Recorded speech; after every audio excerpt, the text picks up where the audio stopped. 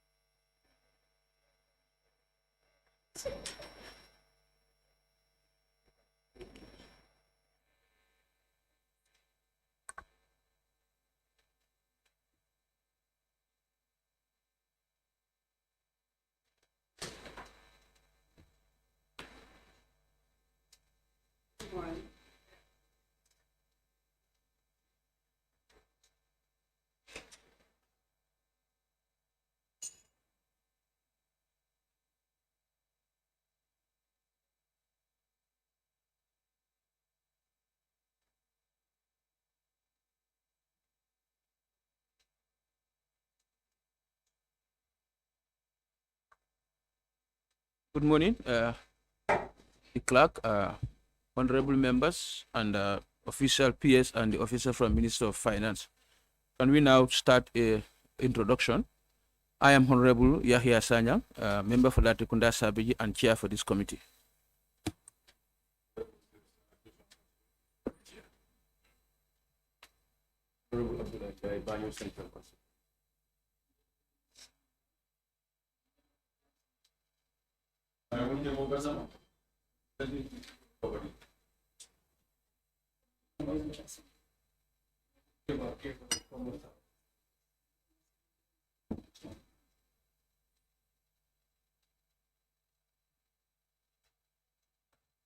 Honorable Tamsir Cham, Lower Nyome District, and a member of this committee.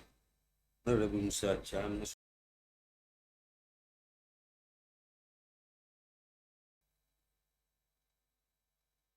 My name is Fat.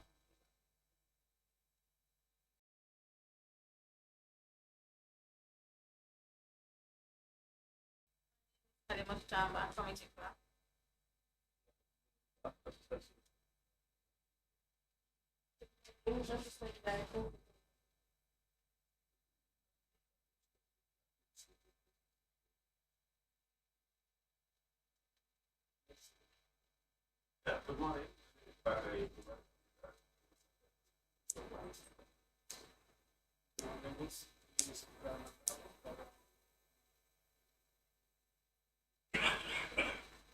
My name is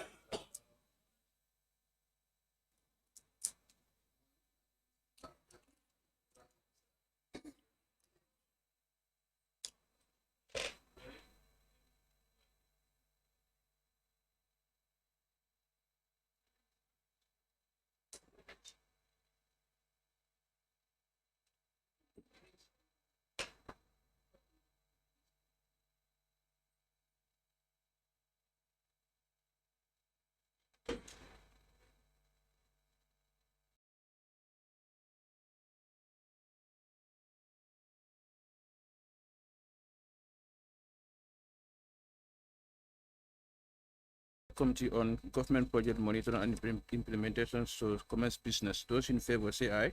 Aye. Those not in favor say no. So the ayes have it. Can we move a motion to adopt the agenda with or without amendment? I move the motion. Any seconder? Seconded. It has been moved and seconded. We adopt the agendas with amendment or without amendment? Without You amendment. say without amendment? With amendment. Okay, thank you very much. With amendment, the word level of implementation, right? I think Minister of Finance can only tell us level of disbursement because the executing agencies will do the implementation. From you guys, we can only know the level of disbursement. But in the agenda, we have implementation. That's why we adopt it with amendment to change the word implementation to disbursement. Disbursement.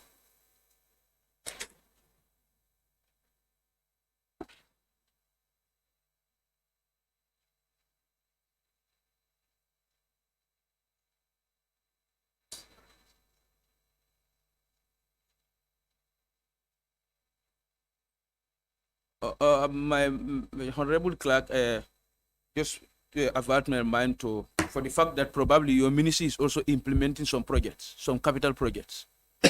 No, so therefore we are in order with the word disbursement. Because if your ministry is also implementing some capital projects, therefore that level of implementation you should be able to supply us with that. But now for the fact that they are not implementing any project, so we are okay with the word disbursement. So we go to the second. That's the statement from the chairperson. That's not going to be a very long statement. I welcome all of you on behalf of the honorable members of Government Select Committee on Project Monitoring and Implementation. We will look at this constitutional provision, Section 109, Paragraph 3, Section 109, Subsection 3, Paragraph A, B, and C.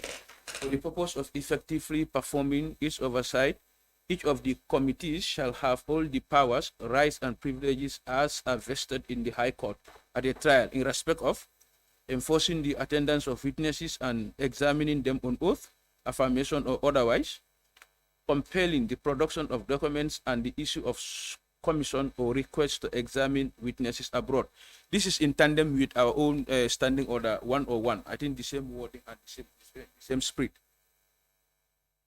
So I welcome all of you to this very important interaction. I said it before the minister came this morning and took excuse from us that he's traveling. He has a very urgent mission to do outside this country. Last time also we met with the Ministry of Infrastructure Works. We were thinking from this direction. How do we reduce the cost of consultancies in this country? I said it before. We interacted with the Commonwealth Parliament here last time. We took motivation and inspiration from that they were able to call down British consultancy, and that cost the British government millions of pounds. So our situation is no different from them. How do Minister of Finance? I know in most cases consultancy is a donor requirement, but we negotiate with them before approval of grants and other things. We do negotiate with them. So we also want to see if consultancy rate in this country can, instead of the traditional 2%, if we can bring it down so that such money can be directed to other government infrastructure projects. So Minister of Finance as a key stakeholder, we said it before, we are going to have a stakeholder forum where we are going to map the way forward for this. Another thing that we can save a lot of money as far as infrastructure development of this country is how do we effectively engage the police engineering unit, the armed forces engineering unit. I'm sure they will not do projects at that amount that these normal contractors are doing. So that's also something that this committee for this next 5 years want to see the possibilities of engaging them as it is done in other countries like in America, in Europe, and etc. Their militaries and police are effectively in government capital projects. That cost those government quite a lot of money.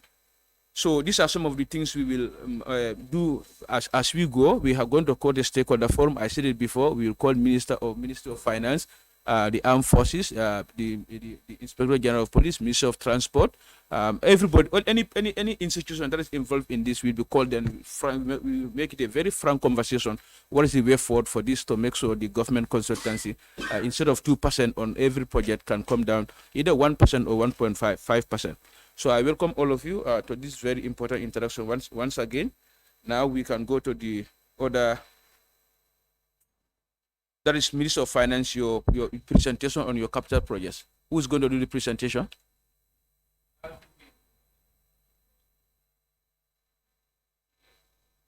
Yeah, because we want the person who's going to make the presentation to take to affirmation.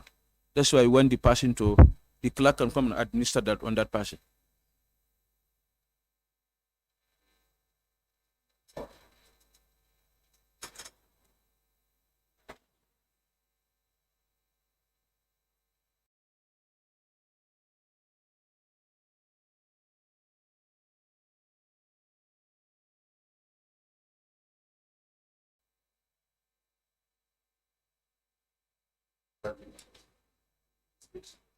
No, it's okay.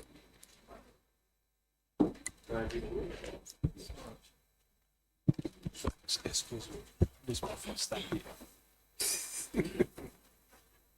Ibrahim LS tab. Yes, I, I, Ibrahim Adabo, hereby affirm that, here affirm that, hereby, here affirm that do hereby affirm that I will speak the truth, I will speak the truth, the whole truth, the whole truth, nothing but the truth. nothing but the truth. So help me. So help me God. Thank you.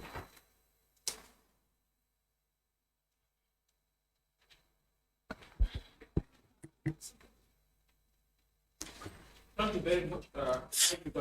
Yes, can yes. Sure.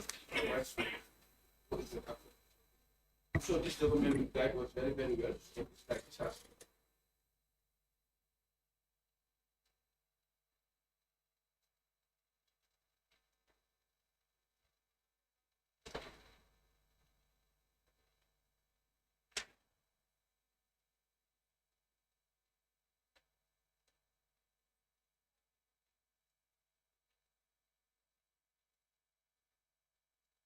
Thank you very much. For me, I produced over this document. I realized that it has contained all what we want actually. We are using all the institutions document that are implemented for projects. Now, we may not know the location of those projects, but we all these institutions, they'll be able to tell us they have been in Kenya, they have been in Pakistan, they have been in that's going to guide us. Yes, you are right.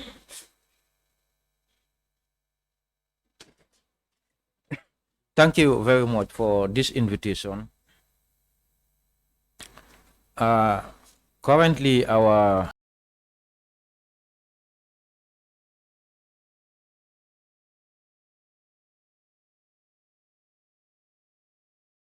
this is the one we provide. I think the rules are anyone who should speak should take affirmation. So on that note, since there are many and it's a team and they may have issues to address as we interact, so it's better.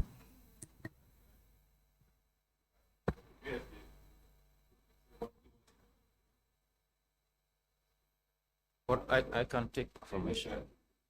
In case there are follow-ups, clarifications. Okay. Yes.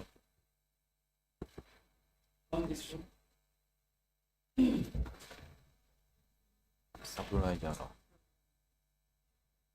I, Abdullah Jallo, I, Abdullah Jallo, do here affirm do here affirm that that I will speak the truth, speak the the truth, whole truth, the whole truth, nothing but the truth. nothing but the truth. So help me God. So help me God. Thank you.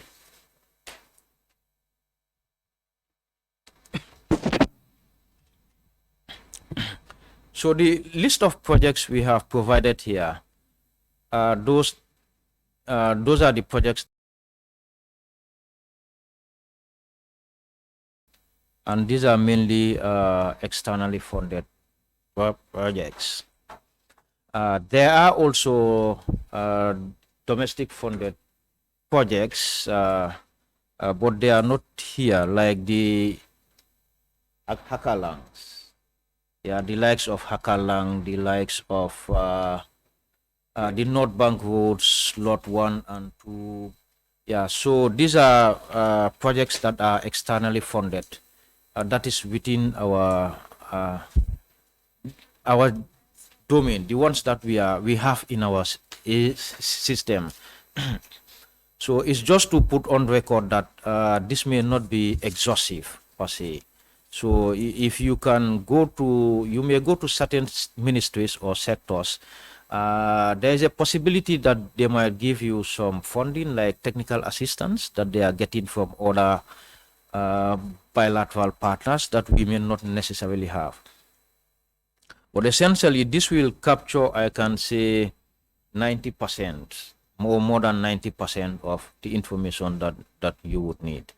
Because the small ones that maybe you might have the UNDP supporting a ministry for $500,000 or $300,000, but these are the large scale investments that are in our portfolio. Just to put on record that this is not an exhaustive list. As you make your investigations, you might also find some projects that we might not have here, but at least these are the the projects that carry at, I can say 90 to over 95, over 90% of our country portfolio. And in terms of the funding, we are getting this mainly from the European Union and also from our key development partners, which are the All Bank. You could recall that, I'm not sure whether that public announcement has been made. They just signed yesterday a $68 million for the tourism project, and it's mainly from the World Bank. That's about 400 million USD, which contains mainly our country allocation coming from their own, the allocation for our country, and the regional envelope from the bank. We also benefit from regional projects. And the European Union also has been a significant provider of aid to this country. Besides that, most of our road investments you are seeing that are externally funded is mainly coming from the Arab creditors. Islamic Development Bank, the Arab Bank for Economic and Social, the Arab Bank for Social and Economic Development, the OPEC, the Organization of Oil Exporting Countries, which is OPEC, the Kuwait Fund, Abu Dhabi Fund, and also the Saudi Development Fund. These are the external creditors that are mainly funding our roads. So anytime if we submit a request for a ratification of a loan to finance a road project, if you look at the financing terms, they are mainly coming from these Arab editors. But the World Bank is more into digital infrastructure, agriculture, and also education, exactly, and health. Their investments in education and health is very significant. And recently, tourism sector. But the Arab countries, we mainly engage them to finance our infrastructure, and this is mainly road infrastructure, airport, yeah, basically in those two areas. And World Bank is also heavily into the energy sector, and if you look at our portfolio, the energy sector, as the World Bank's investments in the Gambia is mainly dominated in the energy sector. You could recall that just yesterday, the managing director of operations of the World Bank had to visit the OMVG, the Brikama OMVG substation. They funded the OMVG, the transmission and distribution network from the Hydro Dam in Guinea up to Soma substation and the Brikama substation. They funded mainly the transmission and distribution network. I think that was around 47 million US dollars at the time. This was in 2015, thereabout. And the two substations are funded by mainly Kuwait Fund for the two substations. Yes, by way of in our overview, these are our partners, and they are mainly into these core areas. So Ibrahim, thank you.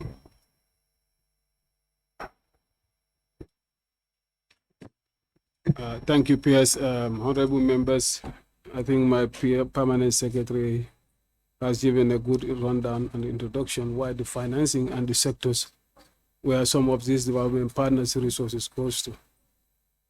In his explanation, he said the World Bank, which is the core development partner to us as a country, is heavy into energy sector of recent due to the government plight to improve the energy sector in the Gambia.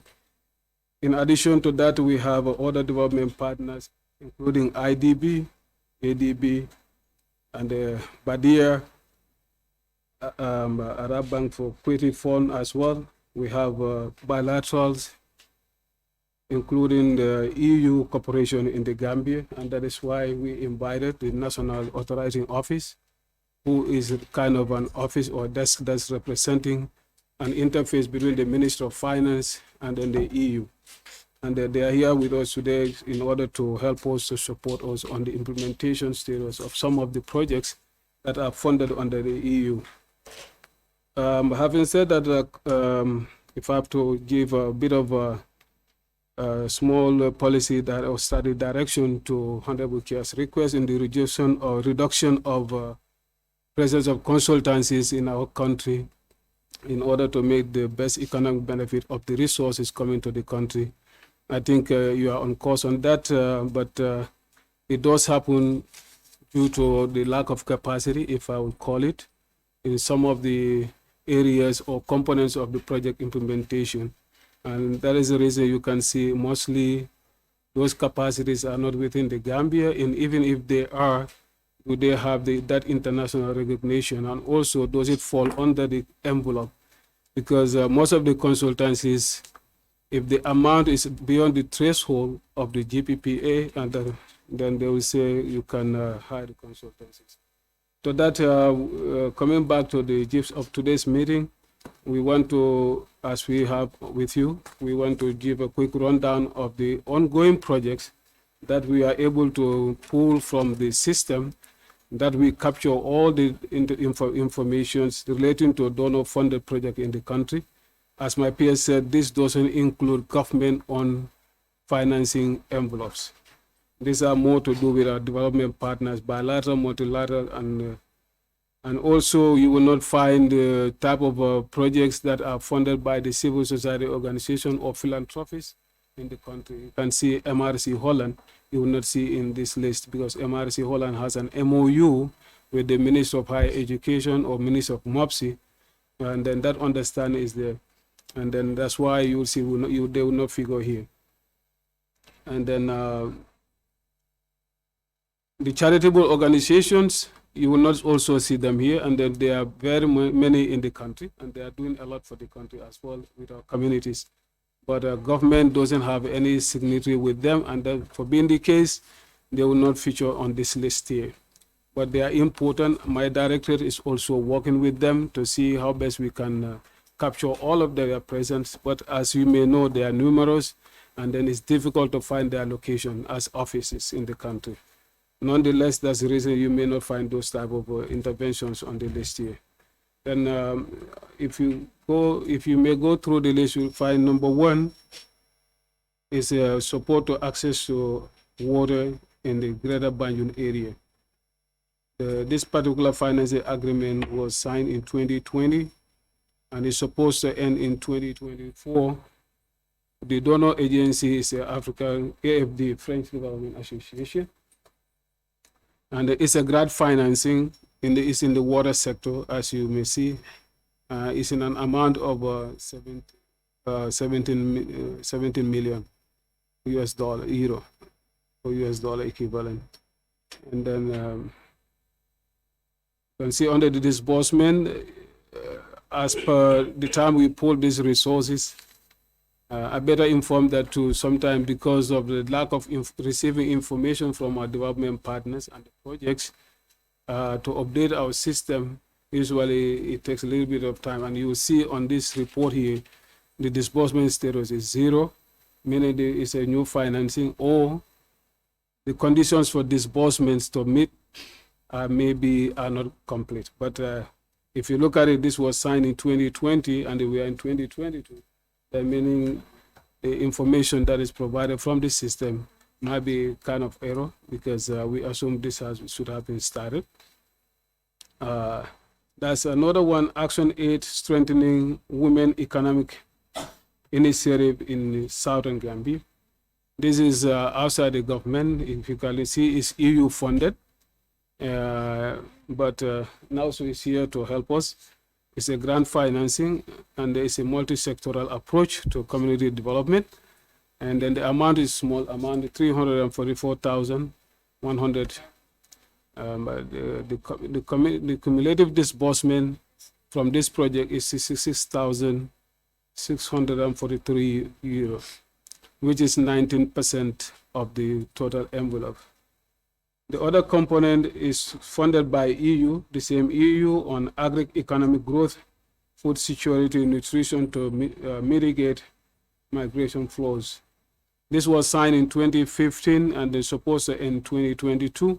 It's a grant financing, and the sector is supporting is agriculture. It's in the total amount of $15.38 thousand. And then from record, NAUSO will help us to give more light on that. And then, you can see 2015 to now, we are having zero disbursement. Maybe they will help us to answer some of the why the disbursement, it doesn't have any disbursement. Either might be due to record or something. Agriculture value chain, this is a loan component.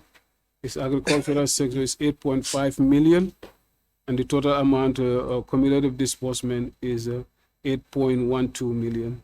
This is 95% of the fund has been disbursed. The next other one is building resilience. And you can see this particular one I just made mention is ADB funded project. This is contracted by the Minister of Finance and the ADB, and that's why you can see it's captured in our system, and the old records are in place.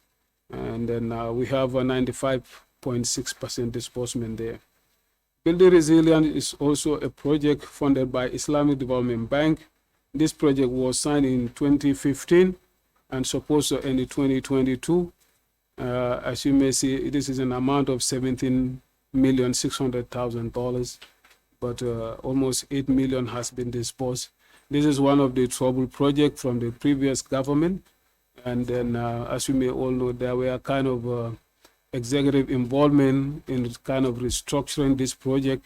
And then due to that, our development partner was not okay with that. And then that has caused series of delays. But the project is kind of to be restructured. It's one of the projects that we want to discuss with the IDB of recent, but due to changes in the ministries, the mission has been postponed to allow us to discuss with the sector to know the details of this one. And then hopefully in our next meeting with the IDB, we'll have a position whether the facility is going to be canceled or whether it's going to go ahead with the restructuring. Building Resilience to recruit food insecurity is an ADB grant financing that is also in the same amount of 17 million about, and its total percent disbursed is 5,784,000. 32% of this has been disbursed.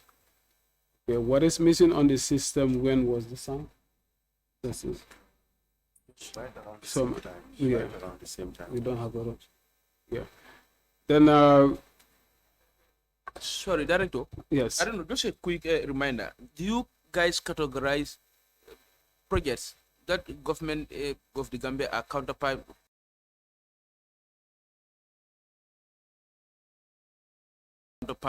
committee? Counterpart funding. You don't capture that. No, it may not come out explicit as you, maybe if you requested for that counterpart contribution, mostly due to experience we have, as government have seen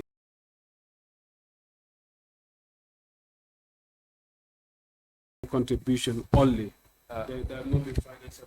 Let me answer that question. If you look at the column total project cost, that's where the counterpart will be. But as he have said, the column where you had the project cost either in USD or Euro, that's where the counterpart is built inside that project cost.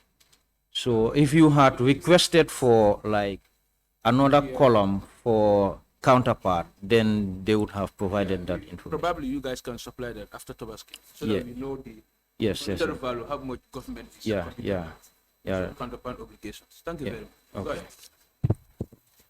That's a valid question, but as I was trying to answer, of recent we decided to discourage that because usually due to the indebted nature of the country, our debt situation is such that it wouldn't allow us to, mostly on real time, for government to meet its counterpart contribution to some of this project. Oh, sorry. What I was trying to say, of recent, we are all aware of the indebted nature of the country. Debt situation is such that it's difficult for government to usually meet its counterpart contribution to the projects on real time. And then due to those reasons, government have a strategy and policy shift to not to accept cash contribution as to some of this heavy investment project because it delayed the project implementation. Then now what we encourage with our development partners, whatever contribution government is going to provide is in kind because they use our resources, human resources, they use our office spaces, and then those, when you monetize them, you say this is our contribution. And also government usually grant duty waivers to the projects, and then if you monetize some of this, yeah, then Just following up on the counterpart contribution, as he has said, in the past, we used to contribute on average between 5 and 10% of the total project cost. But we've noticed that during the implementation of the projects, because of our limited budget constraints and the increasing number of projects, we couldn't live up to our obligations under that agreement. So now we have started shifting our policy towards more of in-kind counterpart contribution. So the way that is developed, they will look at the office space, the people who are working in that office, the administrative costs that is related to the project. That's what they monetize and say counterpart contribution, so that in actual monetary terms, we don't like disburse towards the actual investment of the project.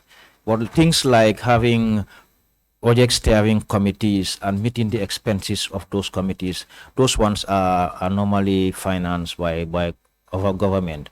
So our contributions are normally very minimal, yeah, on average. Thank you. That's the issue on the counterpart. And you did raise the issue of consultancies. This part is very important and very encouraging as well. But the challenges we have in the country is that the work it takes to develop certain technical documents to a standard that is acceptable by the partner is where we have other challenges. The technical documents that are required to be developed by whoever the consultant is to a standard, the standard of the document must be acceptable to the development partner. Failure of that standard, they cannot accept it. So the challenge we have in the country is having that kind of technical expertise to develop those kind of standard documents. But the way we are going around it is that we are requiring in the technical specifications, in the expression of interest, we emphasize that even if someone from outside is coming, he must have a local counterpart, so that in the process, the individual or the firm or individual, whoever is partnering with the external firm, will build his capacity along those lines. And the use of the police and armed forces engineering units, we need to understand that our development partners also, in the financing agreements, remember they are, as far as the use of their funds are concerned and the procurements are concerned, this is open to all international companies. Let me give you an example. The World Bank, for instance, those who are financing the World Bank is coming from all over the world. They are all partners.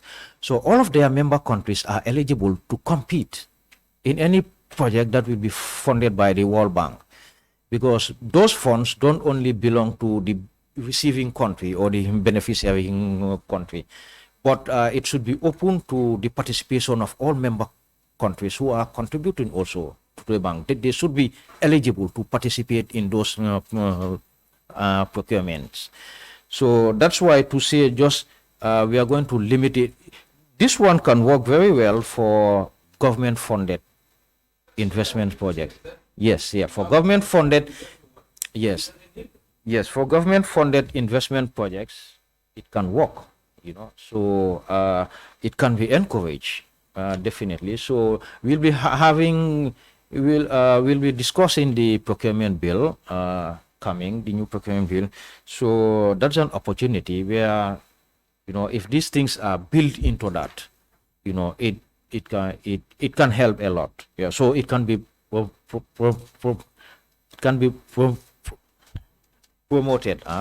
Yes. Thank you. Okay. Talk about how the challenges to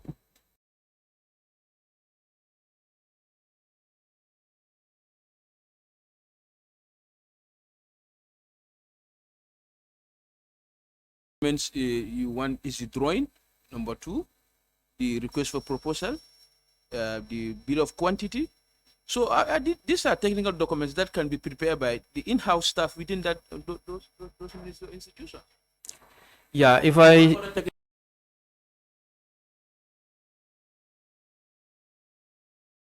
the bill of quantity, the request for proposal, request of interest, and those kind of technical documents. What other technical documents are you talking about? if you look at our projects here, some of them are even externally funded projects. They are the contractors are Gambian farms. So it tells you that. But if you want to do environmental impact assessment, because that is missing here in the country. You don't get training in any academia here, not to my knowledge here, or people who have that experience are involved in doing those kinds of documents. So those kinds of developing those kinds of documents, normally external firms are engaged. And because of this an open competition, this is advertised globally. So, and they have the and they can submit their applications.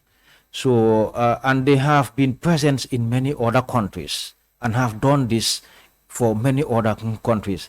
And if you look at the amount of the kind of services they have, so if they compete with our local partners, it becomes a problem. So that's why even at the University of the Gambia, the UTG Fiber Bantang project, so if you open up international, and that is a requirement that it has to be, because it is within their own policies, it's just like their own laws, that it has to be done that way.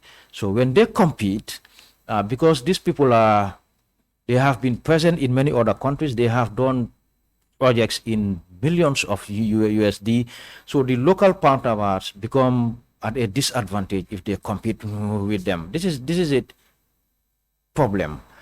So the best thing of addressing it, what we do is we require them to have partners, local partners, and then we put a score, additional score, for those who are having local partners, so that they tend to gain advantage in when you are evaluated.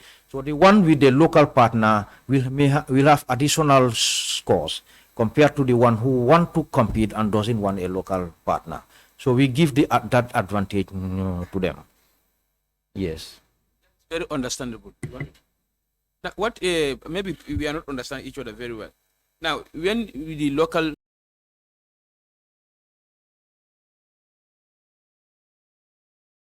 percentage of consultancy is still at 2%, right? Indeed, it's still at 2% of the project cost. So that is traditional consultancy fee. For most projects, 2% goes to consultancy. I don't want to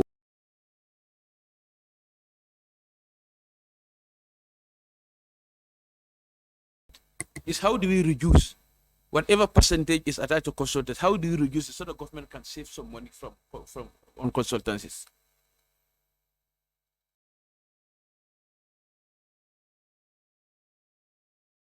has with the local partner. This is a relationship between the two of them. They reach an agreement. If we win the contract, this is how we are going to share it. So that's purely a private arrangement between them.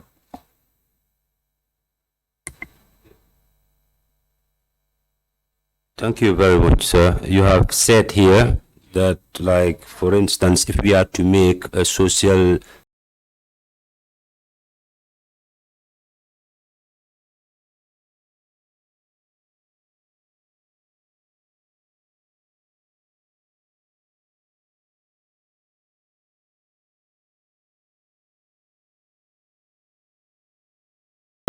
depending on what program. For instance, if you are to build a landfill here, you do your EIA, testing the waters and the environment. We have those engineers readily made in the Gambia.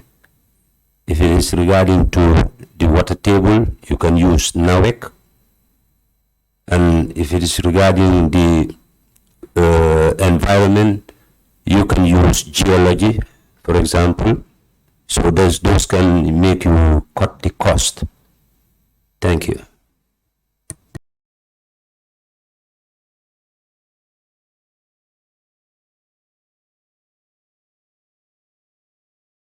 Involved in participating in this environmental impact assessments or the studies. They cannot participate in that because they have to approve that.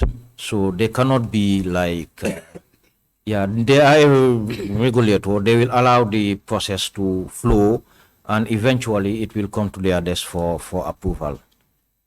So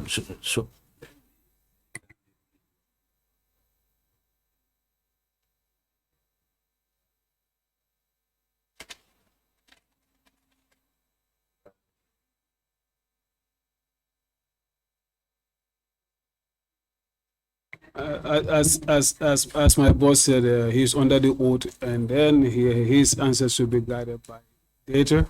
But I think what we are calling for, honorable members, is important, and then it may need a lot of engagement within our own policies and also with our development partners. But to be honest with you, I think there's a capacity issue in the country that what we need to look at how we formulate a policy environment that is going to encourage capacity building within the system. You see, most of these consultancies, in terms of technical aspect, we don't have the required capacity here. For example, if you want to study, want to build Banjul Bala Bridge, the amount of tests and the study that may involve on the geology side, the environmental side, and the equipment that might be needed to do all those studies, they are not here. And also at the financing level is also informed by the envelope size. When it's a $25,000 UNC, it's going to be domesticated because the amount is small. But when it's up to like $500,000, then they will ask you to open it up. And if you open it up, you are inviting international best candidates to also to apply. That we have to follow the procurement rules, which is very strict. It is guided by principles. Then usually our own resources and our candidates in the country are affected. I think the strategy looks at there. Last time we had a meeting with the university, MOPSI ministry. They're trying to encourage at the university level those specialized training in terms of environment, and to see even at the grade 12 level to start training individual candidates who are scientifically accurate so that they can be given that opportunity to become specialists when it comes to service of environmental impact assessment, social studies, and all that. I think the efforts are there, but it may take a little bit of time to build those capacities around.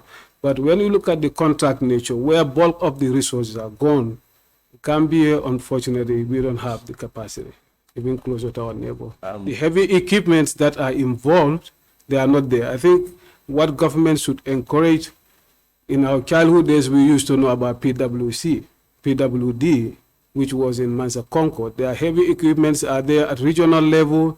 They'll use these equipments at least to do rural construction of the roads.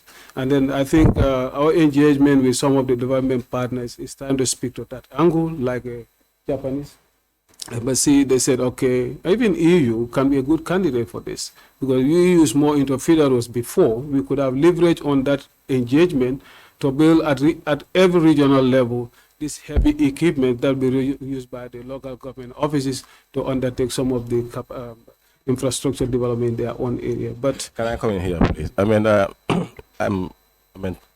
during your intervention, all of you are mentioning about capacity all the time. Capacity. I think it's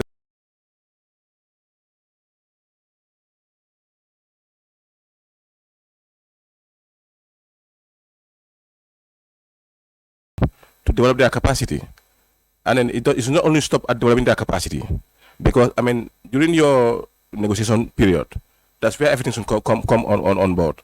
Because when you are negotiating, you negotiate A, B, C, and D. Some are grant, some are loan, and this loan are to be paid by the local people. If they are to be paid by the local people, also you should also have a stake in it. When the contractors are coming, there is a way that you always provide duty waivers with other A, B, C, and D as waivers to make things to facilitate things for them easily.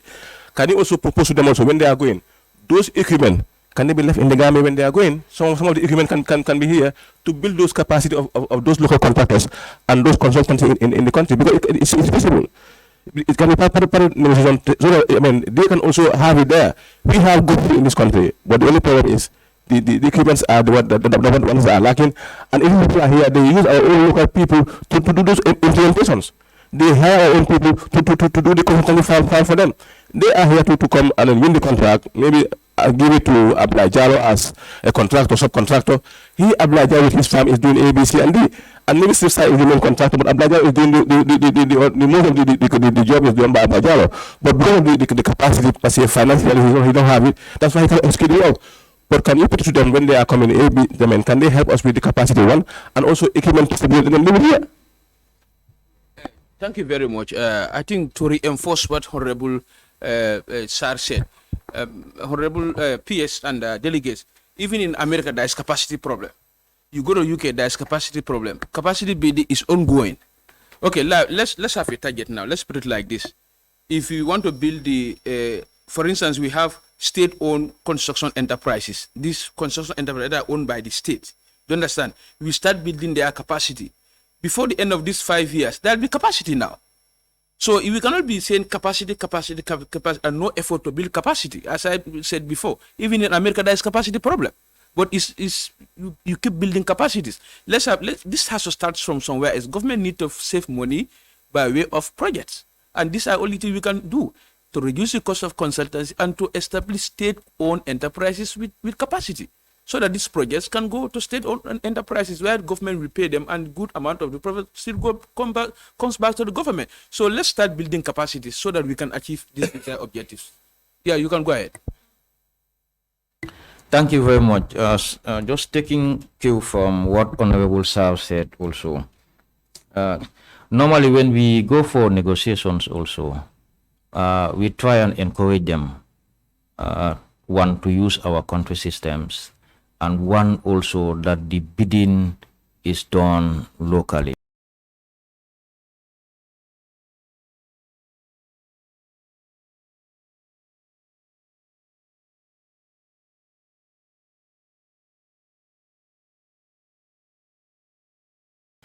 We have restricted bidding.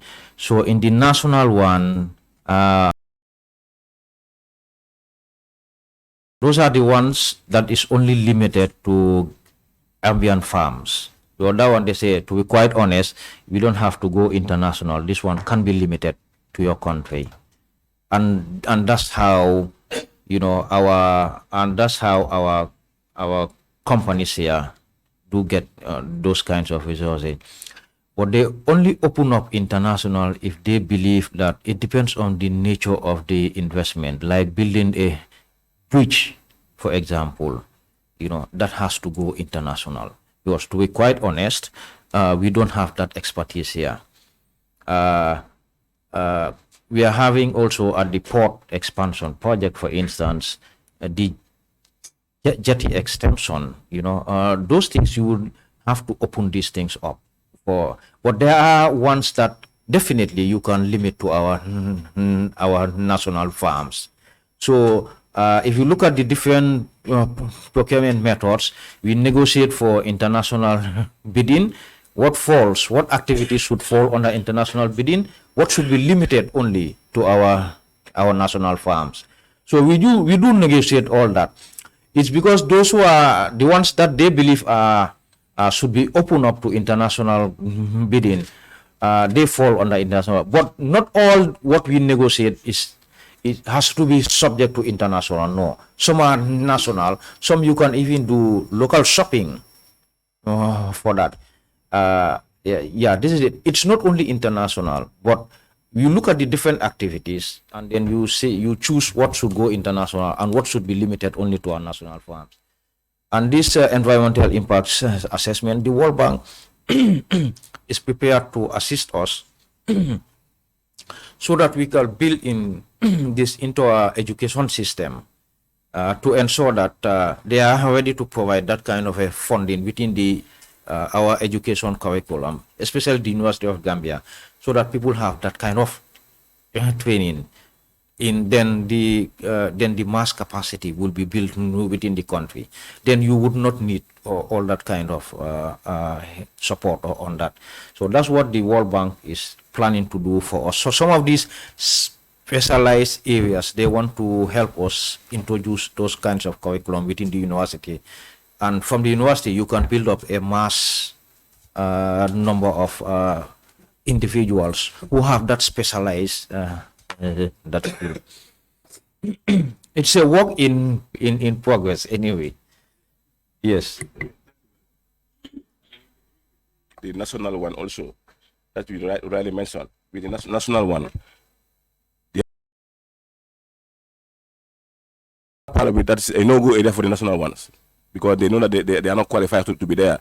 But when it comes to national also, even international partner come and tender within the national one. And then the competition also is very, very high for the national partners here. It's very, very difficult. So at least there must be, sorry to say, there must be, a program, or there must be a law that guide those national partners to know where their limits are. Because when it comes to international, it's a no-go area. But when it comes to the level that they should tender, they find different international contractors competing with them. So I don't know the likelihood for those national ones enjoying the cake of this part of the cake, they will not enjoy it. So let's try to look at and formulate those laws that will definitely help the national contractors. It's a good observation. One honorable member, Honorable Cham, I think, want you guys to be very specific when you say project cost. USD, that's euro. The committee is not sure whether it's in euro or in dollars. So can we have the update on that later? Yeah, please. Thank you very much for your good observation. Yeah, you also mentioned about different type of tenders. For me, last week when I was reviewing the GPP Act, I'm very disturbed with the restricted tender.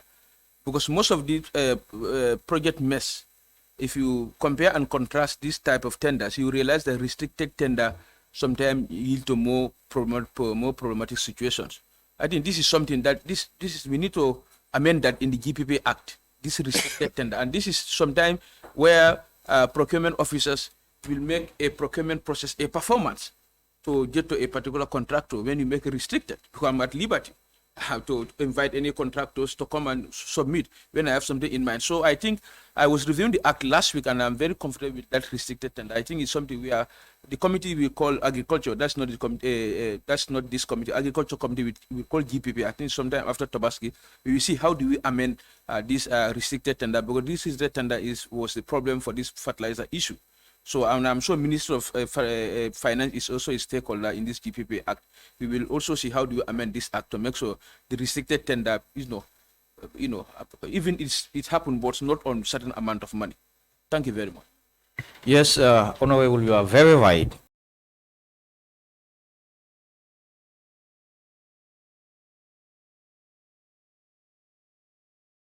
For very good reasons. That is to shorten the procurement process, but you should do a restricted tender only to candidates that really qualify, but not to like pick and choose. Then you abuse it. Yes. Yeah. Exactly. So. Yeah. So. Yeah. So there are laws intended for good reasons, but people also sometimes have a way of going around it. You are right on that. So laws are designed for very good intentions, but in practice also, it's just like the avoidance of taxation. You can design a very good tax, but people can avoid it legally. So all those things happen. Answering Mr. Honorable South's concern, it's a valid concern. Some international farms can register local farms and empower them. So if they are registered as under the Companies Act of the Gambia, they are registered as local farms, then you cannot treat them like, they are local farms like any other local. This is we are just discussing the same thing. You can have a good law, but some of these people, they are so smart. They know how to go around the system. So they can just register a local farm in the country and they compete, because they are treated as national or local farms. So it's not easy. You have good laws, but some of these institutions are also very smart. They can operate within the legal framework legally, and then it's just difficult to kick them out because they are registered as they have a subsidiary company in the Gambia, so it's a registered limited liability company registered on the Companies Act in the Gambia. So they are national companies.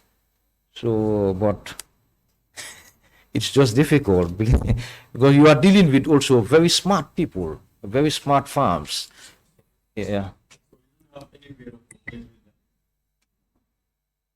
Well, if they are registered as a Gambian company, Gambians are employed in that company. The managing director is Gambian. All others are Gambian. You only have few of them who are international experts within that company. They are all registered in the Gambia, paying taxes. It's a Gambian company. It's just difficult to kick it out. To monitor, yeah, they are all. There has to be a regulator for all kinds of all kinds of disciplines. Like if you are operating in the petroleum sector, you are regulated by PURA. In the telecom sector, the enforcement. You might know, of course, come up with laws. Yes. These are the laws that no government. Yeah, but if they are a Gambian company and they compete, you can't do anything about it. You're a Gambian company. It's just like people are saying. There's a problem here. And then you as the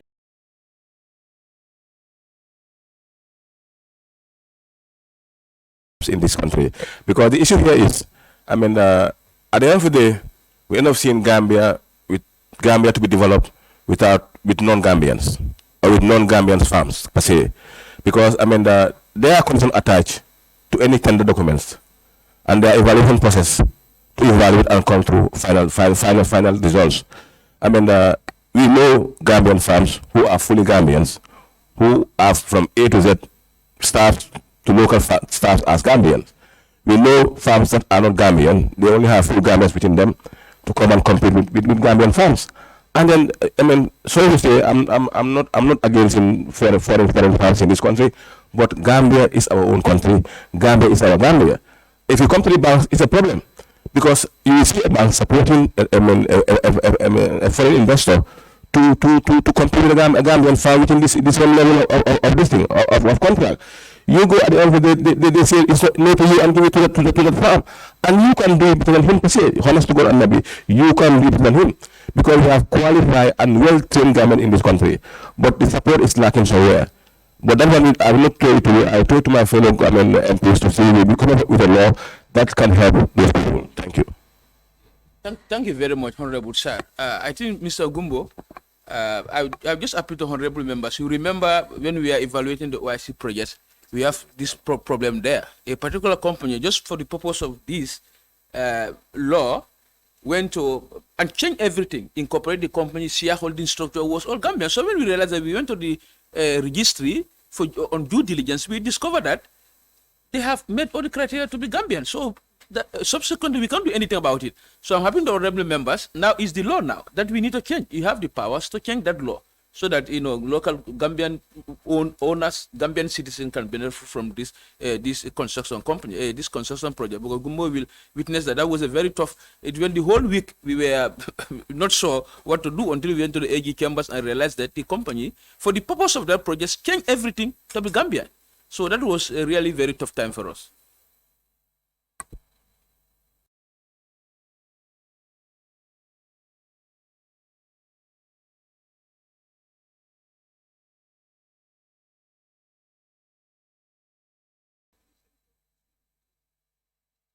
How can we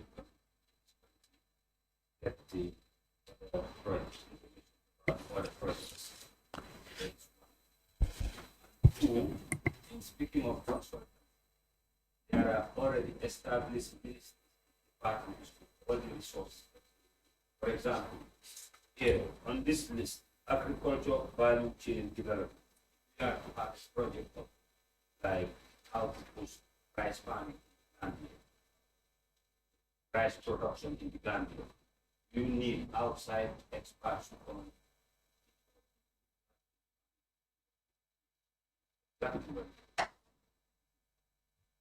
These are the kind of things we are. It is like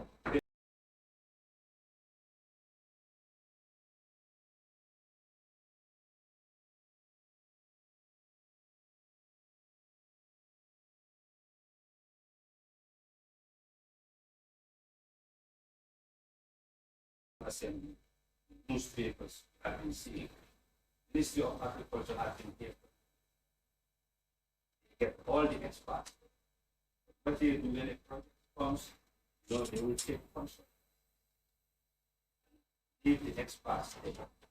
Why not try and use those experts? Save money. Yes, before you go on, my mind, the clerks told me we're drifting a little bit. Now you guys can do your presentation on this. Then honorable member. Yeah, I think that's in order.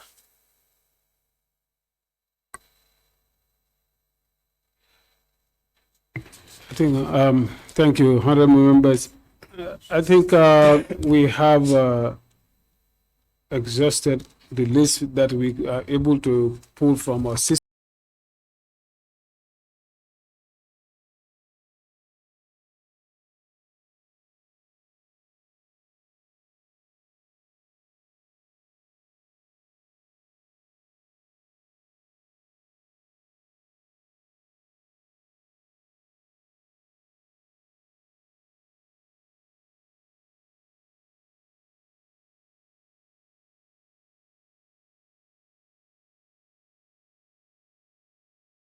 Or dollars.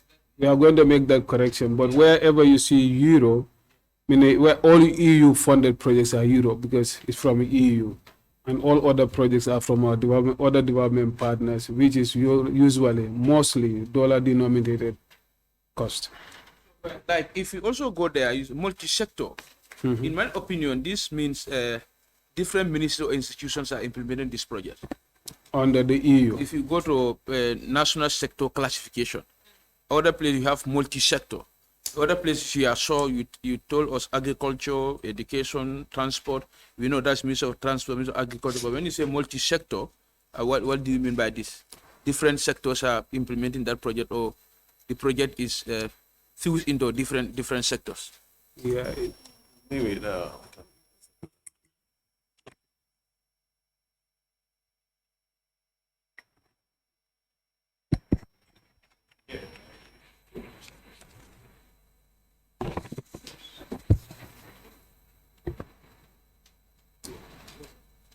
that's what it means.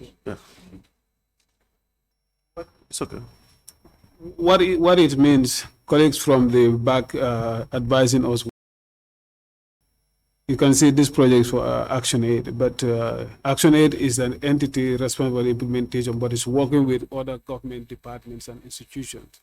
In this particular one, they said it involved immigration. It involved IOM and other entities, and that is why it is called multi-sector. The implementation is done through different institutions or departments within the country. But usually when you say agriculture project, meaning this project is implemented directly through agriculture.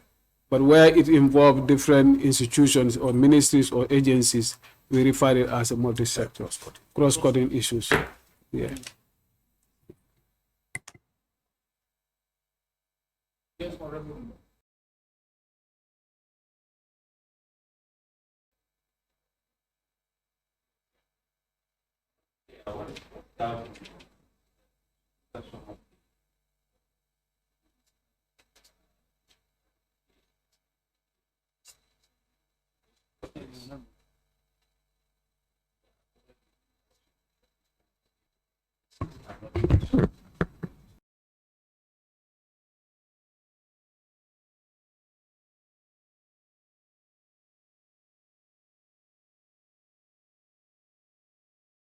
So that doubts me. I don't, yeah, those missing gaps. And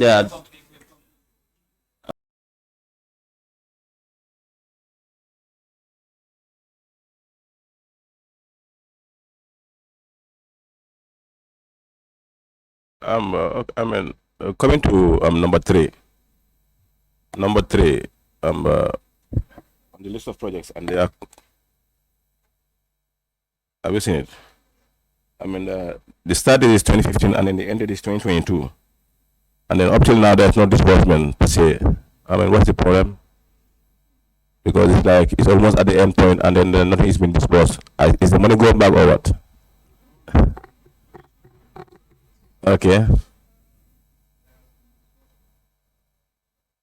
There's no disbursement per se, or is it missed? I will provide it. Okay. Number 5 also. Number 5. The start is 2015, and then the end date also is this year. 45% is already been disbursed, and then we are almost in July.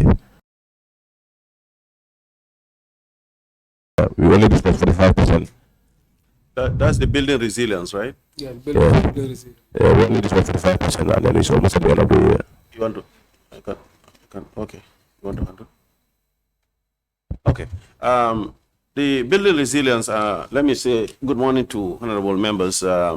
For the first intervention, I think my colleague director mentioned this building resilience. Did they transfer the oath to you or what? Let me speak. No, allow him to take the oath and answer. Just say, yes, he can take the oath and help you. Sorry, my sincere.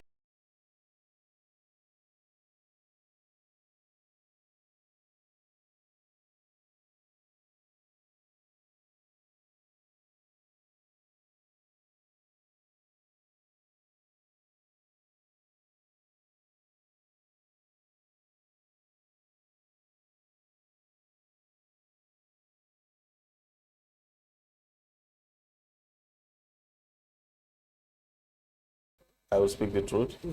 The whole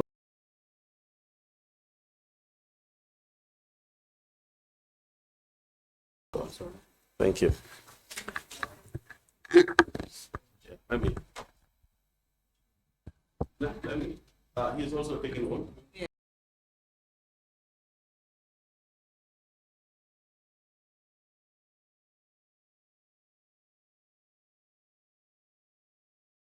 Affirm that Do hereby affirm that I will speak the truth, I will speak the the whole truth, truth, the whole truth, nothing but the truth. nothing but the So truth. help me. So help me God. Okay, Mr. Kuba, you can come now. Okay. Great. Thank you very much, and thanks for your understanding and your patience. The building resilience, and these are some of the problematic projects normally that we encounter, and I think my colleagues mentioned these things earlier on. So if you look at building resilience, a project that was actually, signed in 2015, and then, is still disbursing up to 2022.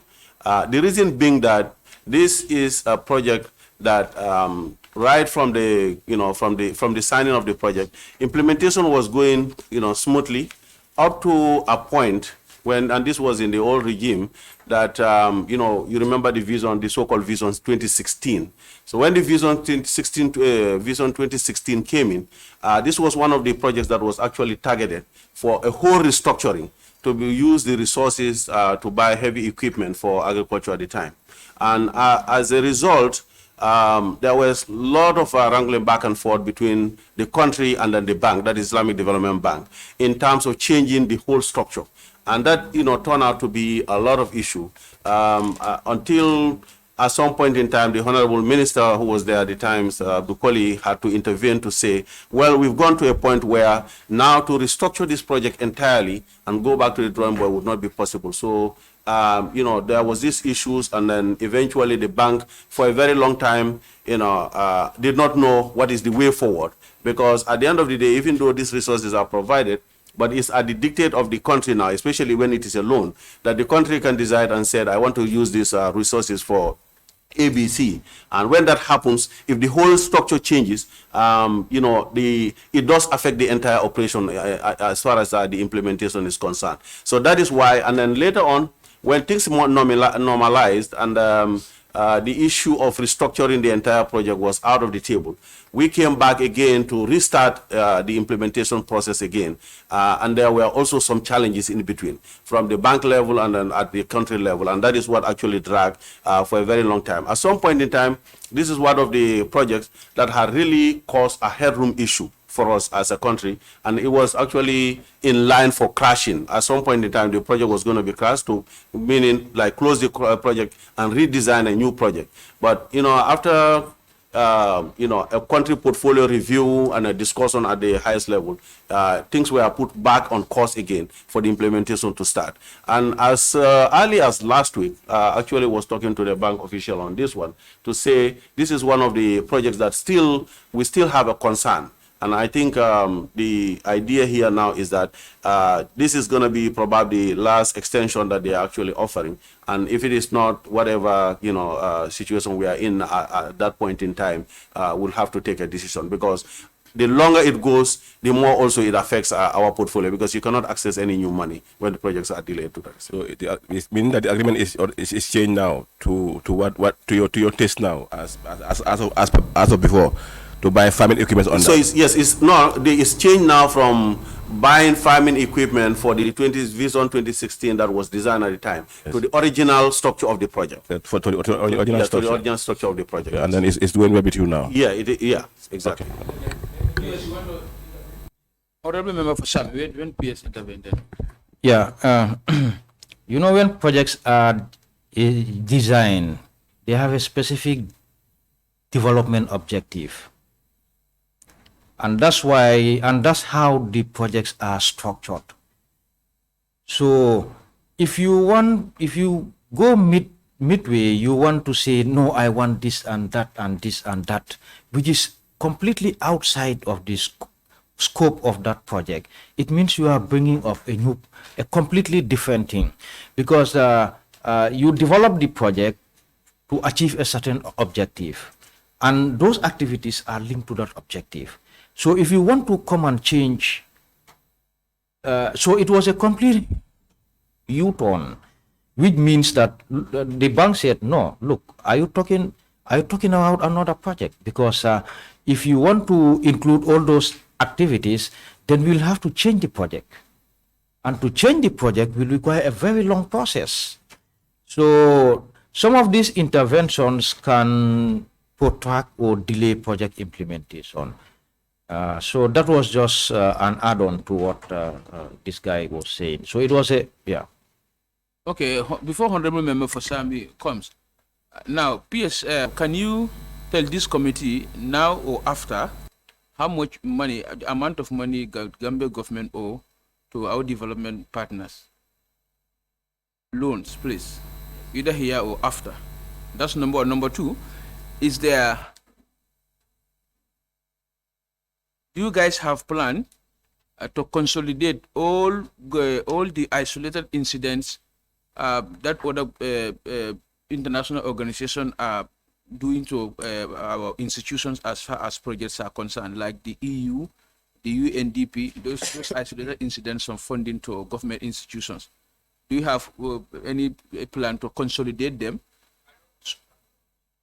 You said here there are some institutions that you guys don't capture because those are isolated incidents of funding. Do you guys have plan to consolidate them, to have those ones also in record? Yes, we have started that process.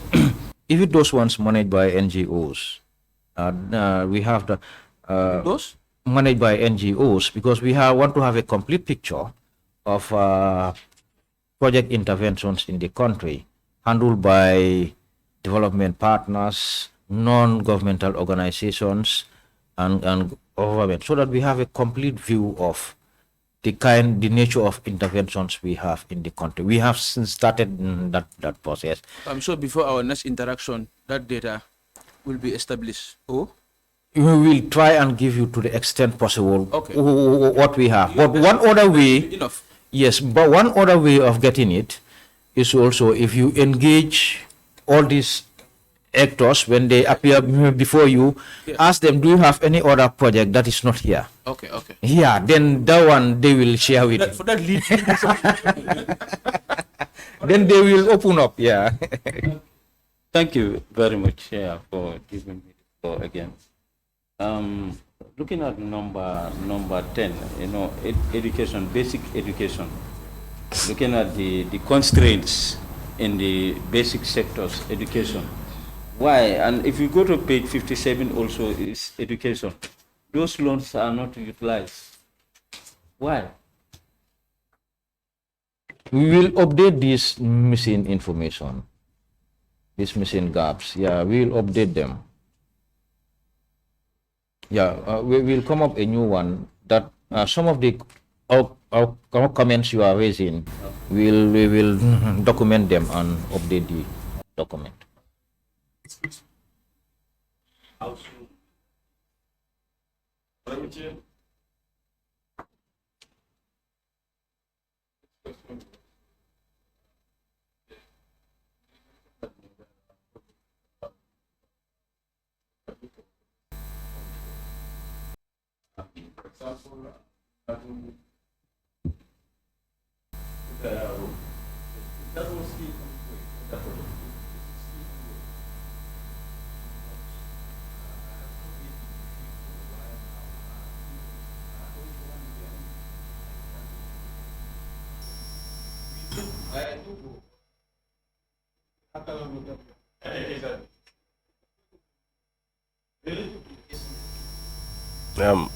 Correct.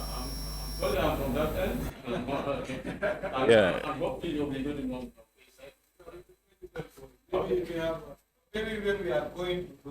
Also, we can invite you. We do our own. I know you will have your own select committee. I mean, Honorable, it's a good question that you ask. Yes. He's saying that it's ongoing, but I think also he also missed the area because I was just there last week. But it seems the project seems to be at a halt. It's not moving. Unfortunately. Yeah, because they gave some constraint based with the last intervention with the Ministry of Works. They were here. I put those questions to them. They say that they had a problem with basal chip per se, but the project is not ongoing. It's at a halt. Unfortunately, You know, the contractors also differ in terms of their speed of implementation. Yeah, currently they are not working because they give an excuse of the basal chip, that's the small basal they need to use for the last layer. But currently it's not they are not moving. Okay, okay. Ongoing, yeah. It's still ongoing because, yeah, they've not reached out to say we are terminating the contract. No, visibility. They want to see movement. As politicians, they want to see movement. Yeah, actually, for the Hakalang one, we are receiving interim payment certificates and we are paying. You know, it depends on the speed of the contractor. Some of them, they have this financial muscle. They don't even wait for government. Once these contracts are signed off, they just take off. And then along the line, we also pay. So that's where they differ. Yeah. That's why when you are evaluating, it's good you look at their financial capacity. Because some of them, once you sign off on the contract, they just kick off. They just start immediately.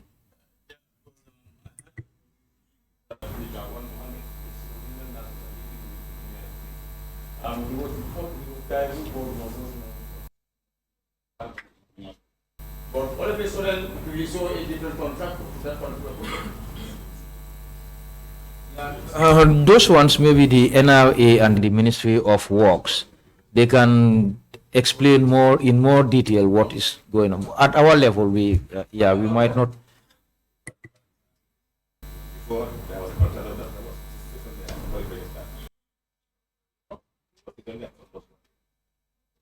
It's more than 1 year.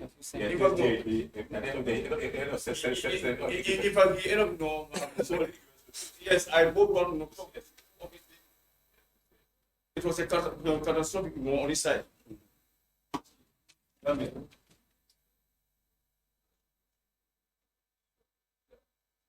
Yes, yes. As you said, that those missing information.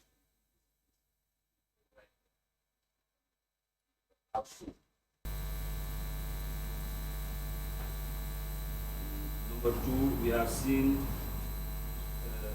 85 replacement of asbestos water pipe in the Greater Gambia area. Almost 3% have been disposed. But we are still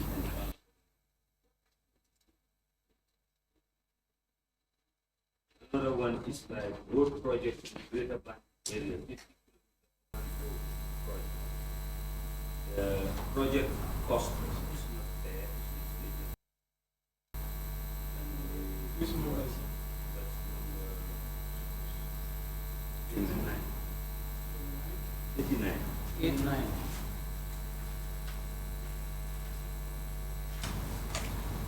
Last page.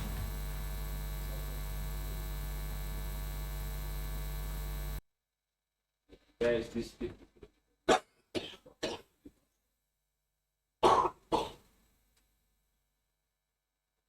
This is the policy.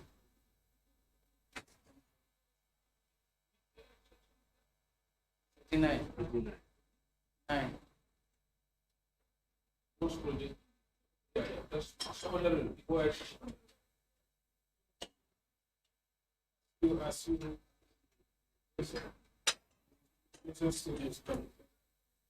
No, they allow you. They allow you. Yeah, they take it. The data card.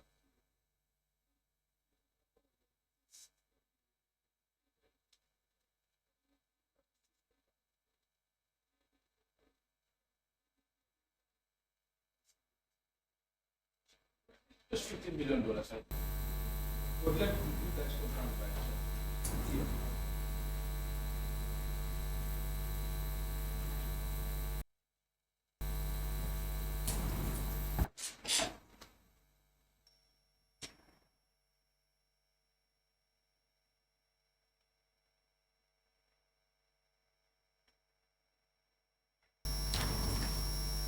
So we want all these documents get the output of us.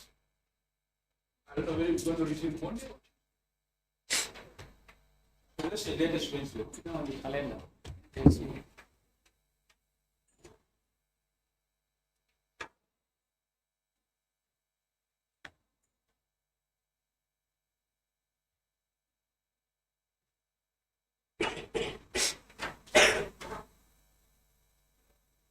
Another explanation. Under sectors social. What do you guys mean by social? Which number is that? Which number? One. One on the national sector. Which is social. It is not, it's not. Oh, in fact, that's what I wanted to say. The social project, they don't contact this committee after. This committee will infrastructure. Yeah. It's a project from the. Okay, you are looking at infrastructure.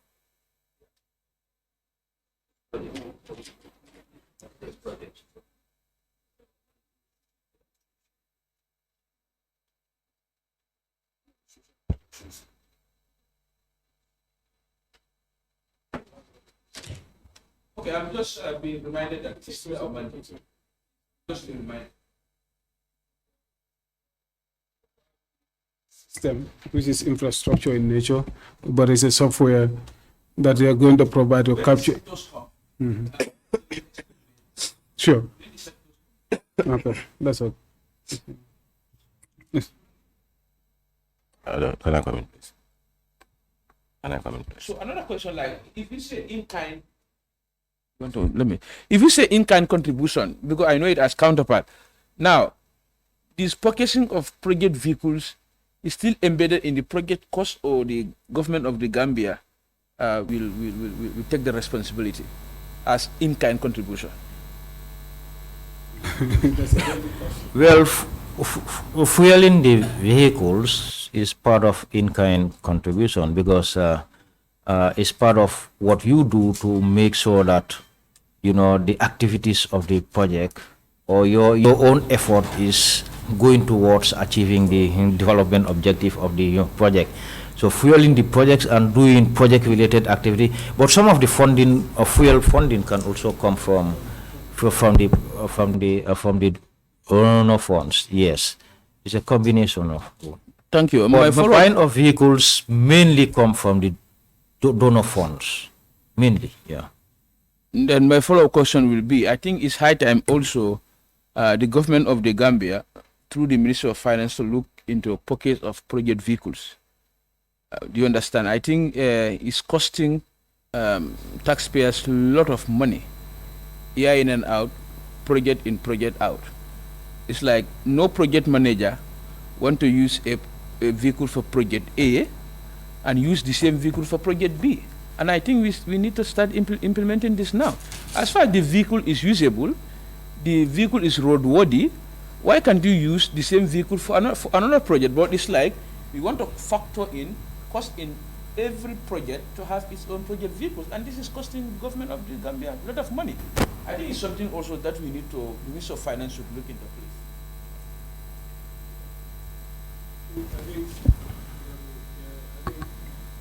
The started direction, I think, is in place with what we are requesting, because the current practice is most of the projects, they come as a standalone PIU, project implementation unit. And then meaning the staffing and the office space are located different areas. But the new aid policy that we are coming to have is indicating that every sector will have a centralized project coordination unit, where the technical staff of every project, project B and project A, will be sitting in one space, meaning they can use the same pool of resources.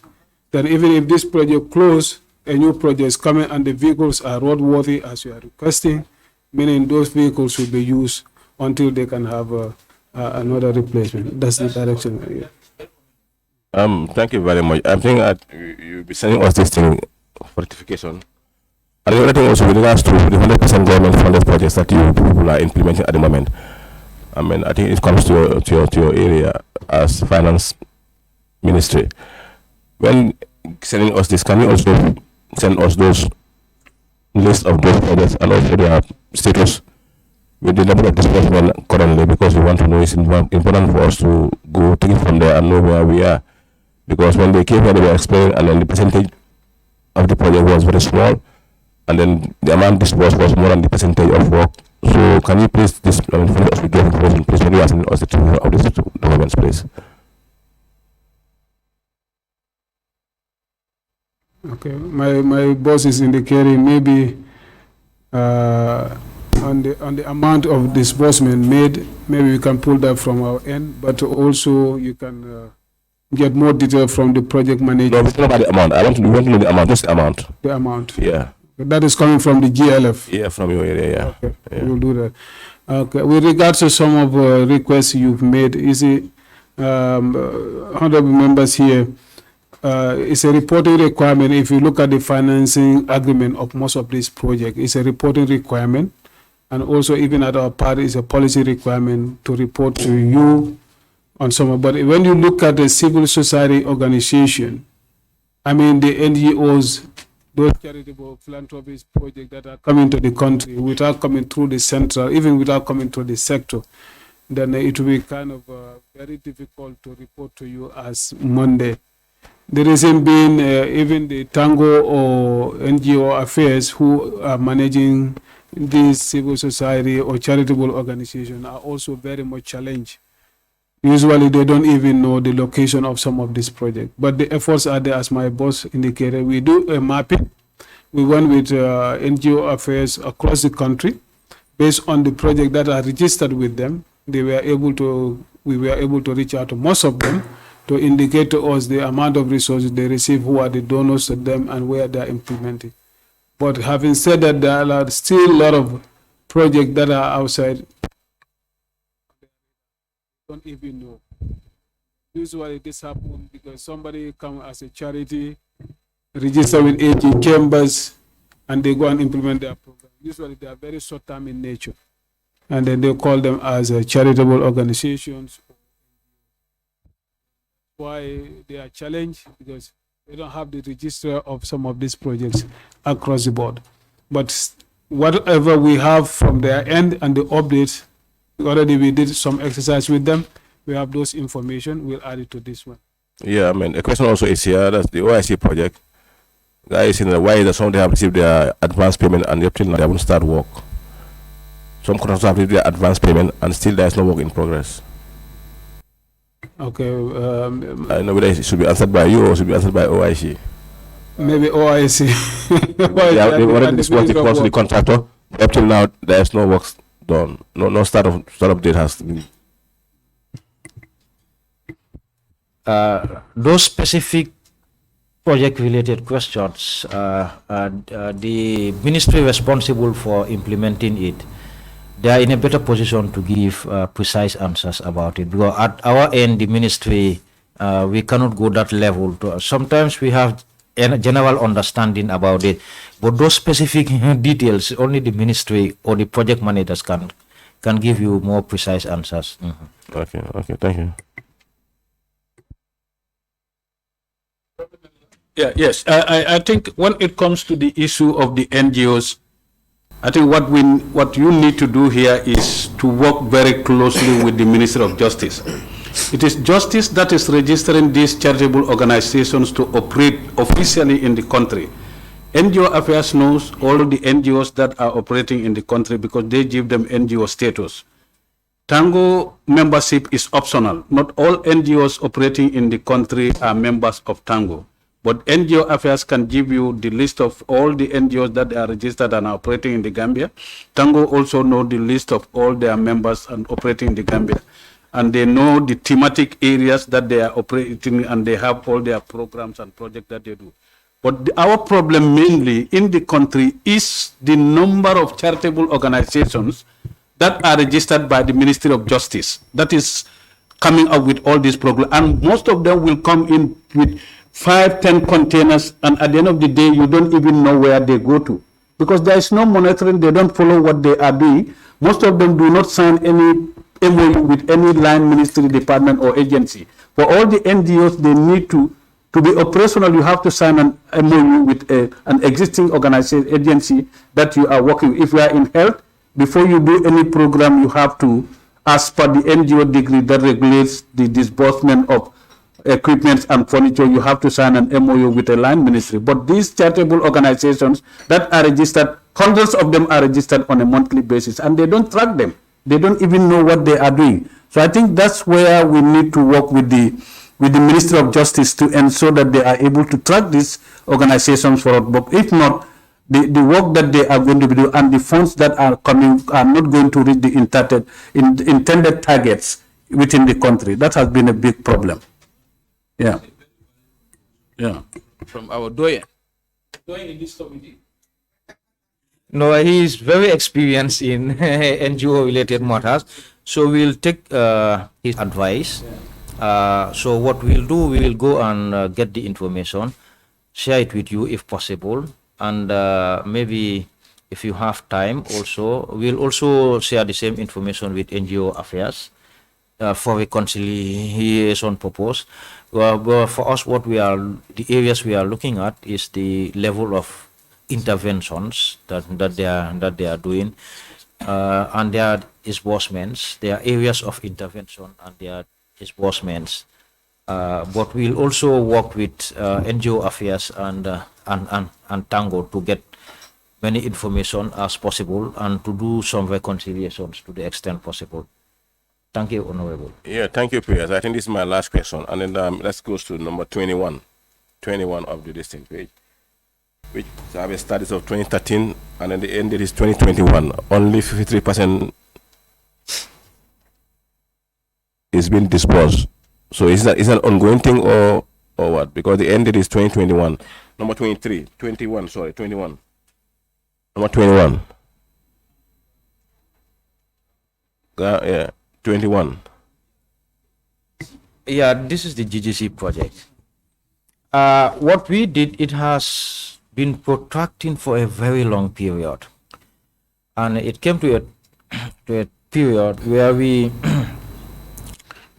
have decided that we need to just end it, and the remaining outstanding activities of the project, we see whether it is possible to repackage it as a new loan. There were implementation issues, especially if I don't forget the procurement and deployment of the cogeneration plant, because when it was tendered at that time, there was a joint venture. Two partners came together and participated in the tender. I think none of them is local, but they have problems amongst themselves. The partners. Maybe if you call the GGC and Ministry of Agriculture, they will shed more light into they will give you more details about this one. It has been protracting for a very long period. So, but the project is still ongoing.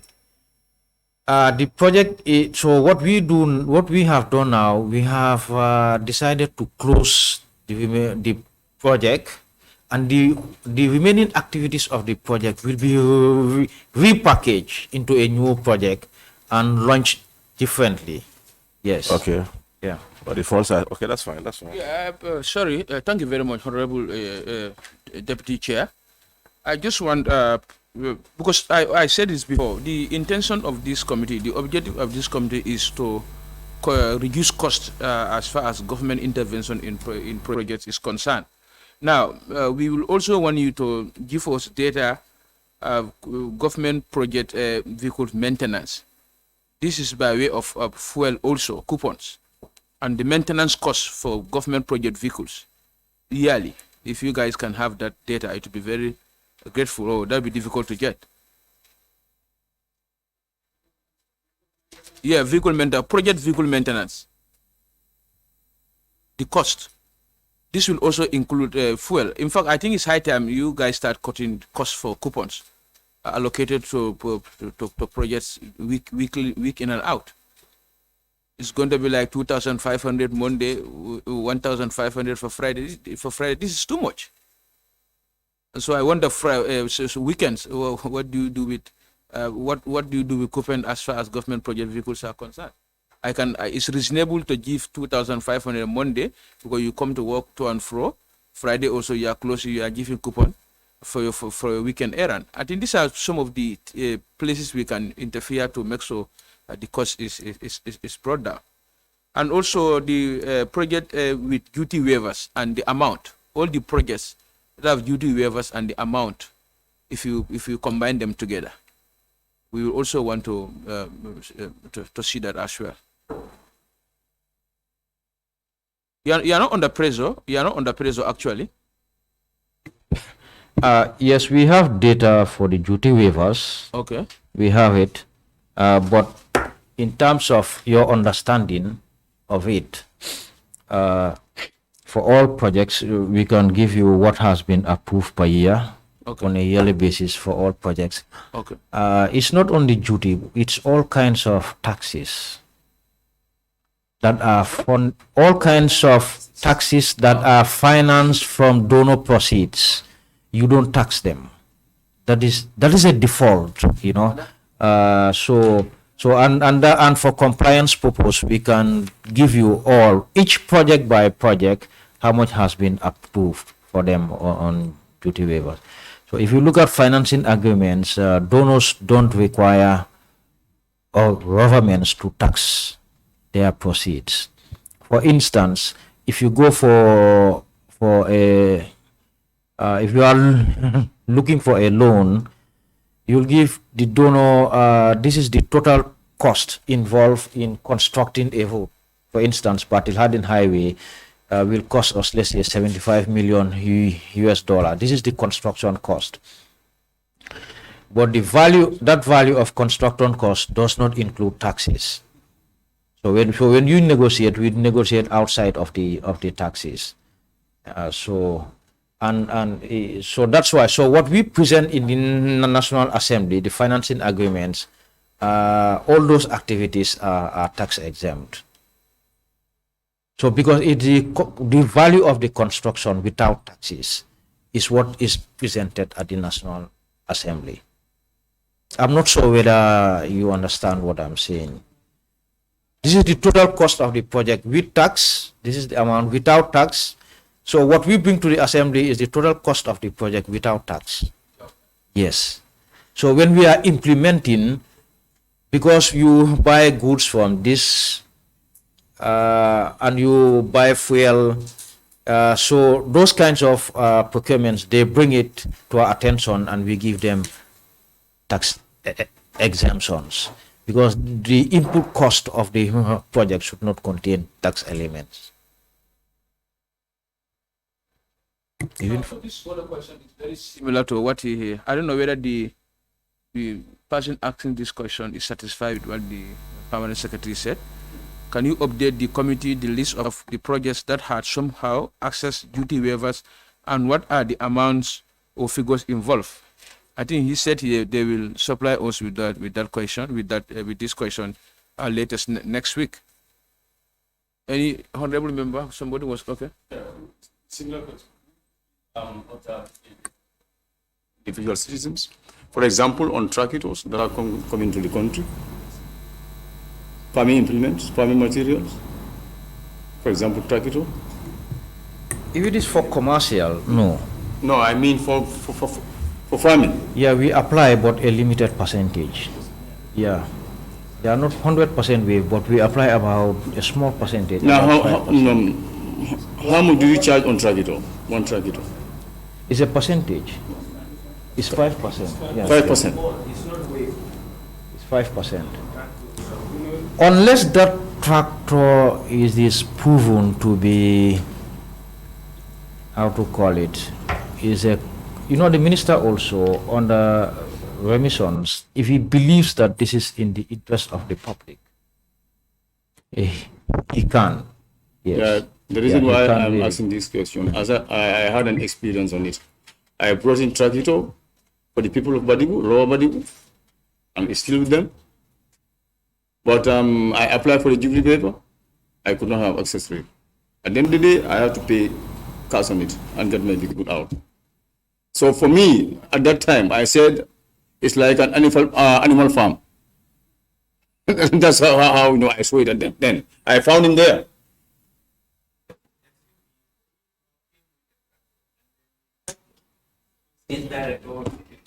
No, but if you are talking of jury waiver, I think you should at least apply it on each and every Gambian who happen to bring tractor here for the purpose of purposely for farming. That's what I'm saying. The problem is, In fact, I became frustrated because they were asking me to go and meet this one, go and meet this one. I said, oh, at the end of the day, let me just pay and get my vehicle out. yeah, that's why now for tractors, regardless of what is, we brought the rate to 5% just to lower the cost, because it's difficult to say this is granted in the interest of the public. The kind of supporting documents you would want. So that's why we say it's really, really difficult, because anybody can come and say we are doing this in the interest of the public. That's true. Where's the proof? So administering it becomes so difficult. We say, look, bring the rate down to 5% and apply it. You are right, because Sarahules,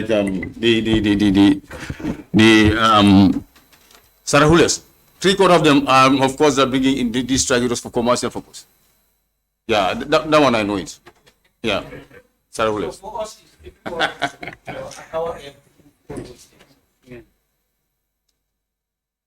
Thank you very much.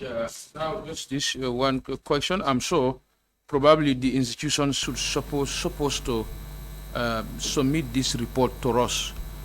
Whether Minister of Finance also, you have a specific periodic report that you can submit to this committee on projects.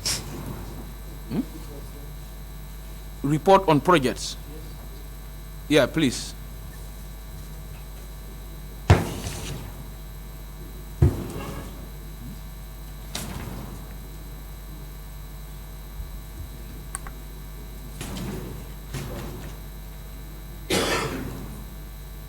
Yeah, we'll give you the reports that we have.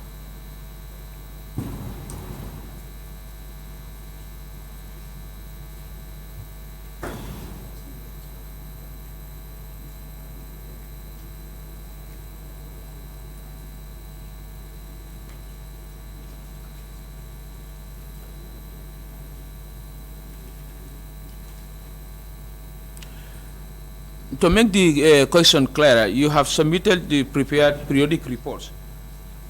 We want to get this report. The committee want to lay hand on these reports. And also you can submit your soft copies to this email. I'm going to supply to Gumbo probably if you cannot read it from here. Committees at assembly.gm. Committees at assembly.gm. That's the email to submit your report. Committees at assembly.gm. COMITTEES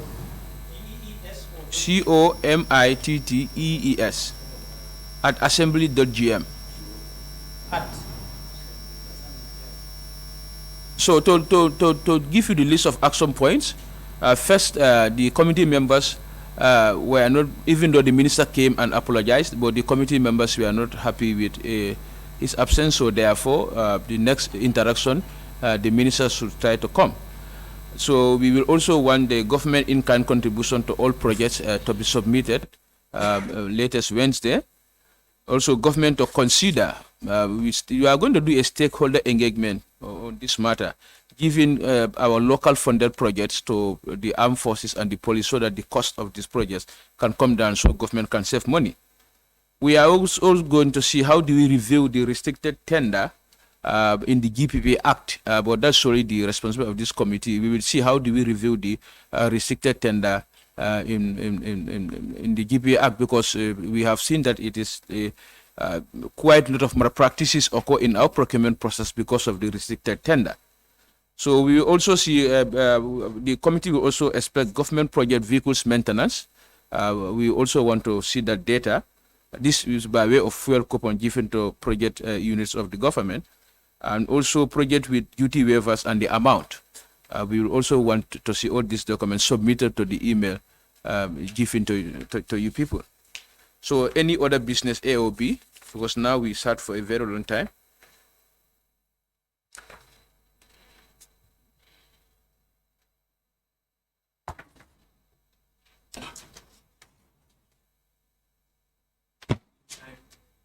The clerk just reminded me, next time the minister should write, instead of coming here to make a verbal communication he or she supposed to write to the committee. So any other business, so that we... After the prayers? Yes, after the prayers, Wednesday. Wednesday, that is next week on Wednesday. Is that from? On the 13th. So before Friday. That is before Friday next week. It is from? Yes. I know there are some flaws within the ministry, and the president, maybe he might be a bit tired to come over on Monday, Tuesday. I mean, if the chairman can extend it a bit so that they can also enjoy themselves, because they have some flaws in their midst. So can you extend it till? Some of us are traveling back. Jumbo. I said it before, you are not under pressure. When can you submit this? End of month. No, jump for that. Oh, that's Sorry, Chairman. Chairman. Chairman. Yes? Yeah, I think end of month will not be feasible because we are going on recess. The whole of August, no MP will be here. No. We are all going to be on recess from the 1st to the 31st. Our work here on the committee work will end on the 29th of this month, July. By the 1st of July, August to the 31st will be there. September is third ordinary session, and that's where the budget will also be laid. So that's why we want to finish all these things, work around them before the end of July. So, I would suggest we file Yeah. Okay.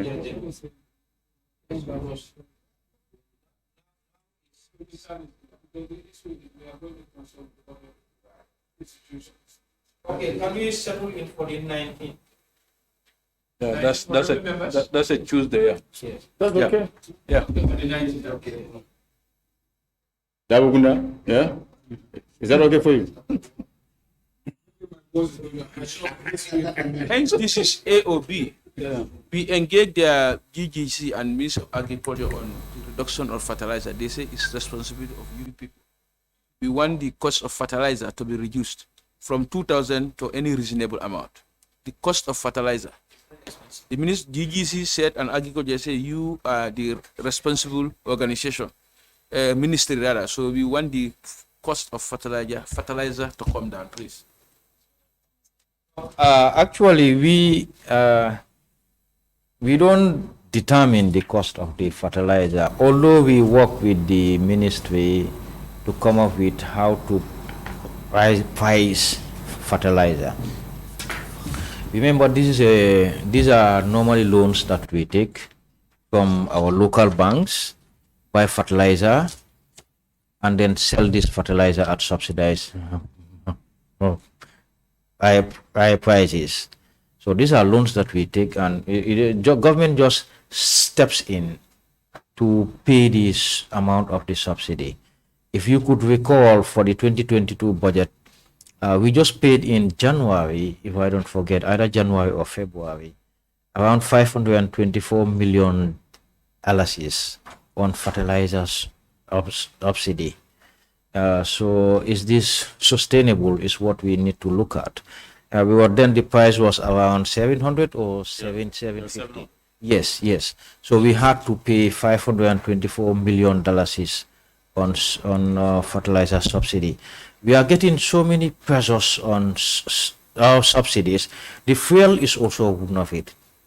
From January to date, end of June, what we have subsidized in fuel is close to $1 billion. It's 900 plus. So all these billions and millions, these are social interventions that the government is doing, because we felt that we are not a purely capitalist country where we'll just pass this cost to the poor and vulnerable. So, but to be more precise on the price subsidy, we just determine that, if this is the full cost of this subsidy, and then the and then we leave it with the executive to decide what the price is going to be.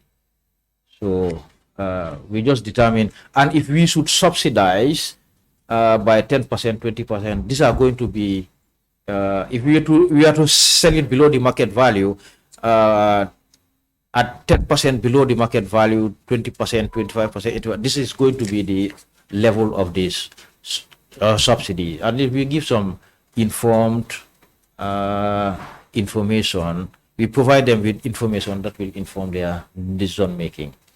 Okay. The amount of money that you paid on the on fertilizer last year, was it last year? Yes. This year. Last year consignment. Yeah. Okay. Then it's all right.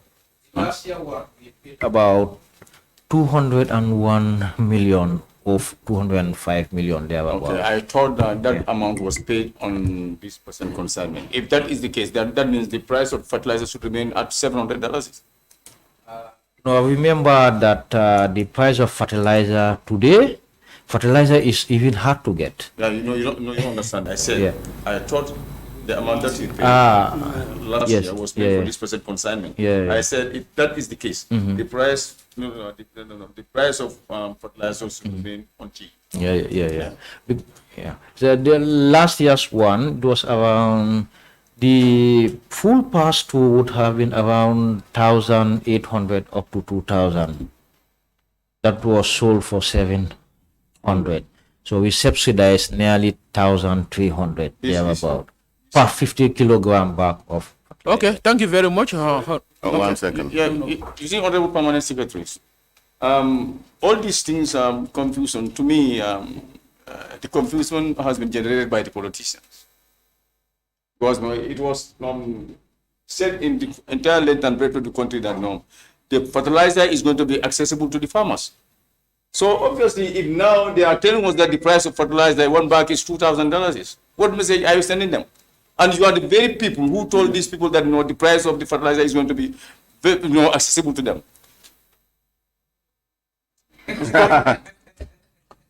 Thank you very much, honorable members, for your very good questions. And we also thank the Ministry of Finance for coming. For coming. We are so grateful, and we hope this relationship will continue on mutual understanding.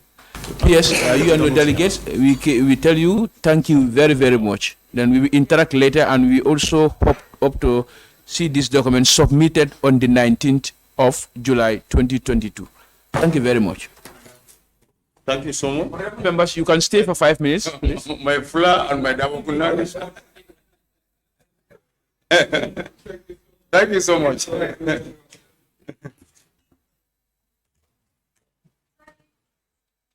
Zawad, you don't find out